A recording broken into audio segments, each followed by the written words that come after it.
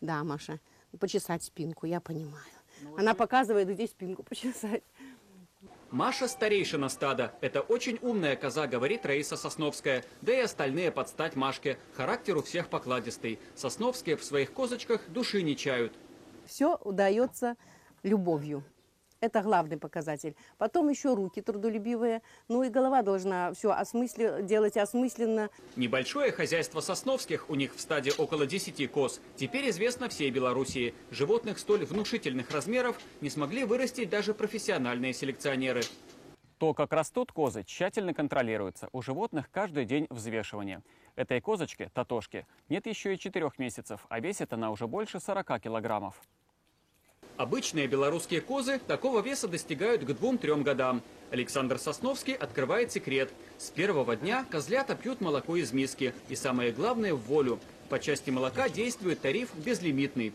У взрослых козочек тоже особый рацион. Хозяйка им варит полезные каши и сама печет хлеб. Козы отвечают рекордными удоями. Дают больше 7 литров молока. Для фермерских хозяйств это идеальная технология выращивания коз.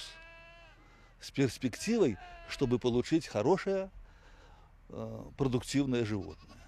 Козочки обычно весят, наши белорусские козочки, местные породы, 35-40 килограммов. Хорошие козочки, которые у него весят и 80, и 70, и 80 килограммов. А производители может быть до 100 и выше. Ни о каких рекордах Александр и Раиса никогда и не мечтали. Все получилось само собой. Сельским хозяйством занялись 15 лет назад. Тогда, устав от городской суеты, супруги перебрались в деревню. Купили хутор, вокруг ни души. Признаются, только здесь почувствовали себя по-настоящему счастливыми. Мне приятно самому своими руками обеспечить себе свое существование. Вот. И головой помогать при этом.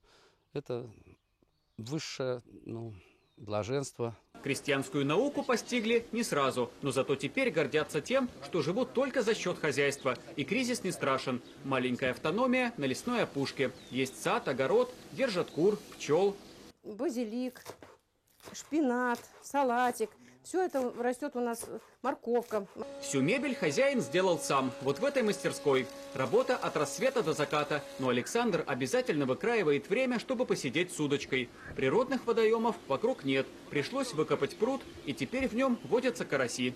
5 мешков картошки мы им отдаем, но зато у нас при желании мы каждый раз можем иметь свежую рыбу, свою собственную, на столе. Как только вечереет, Александр отводит коз в лес. Лучшего пастбища не найти. Козы – животные свободолюбивые, и молоко получается словно эликсир. В окрестностях растет больше 40 видов целебных трав. Дмитрий Новожилов, Сергей Гельбах, Первый.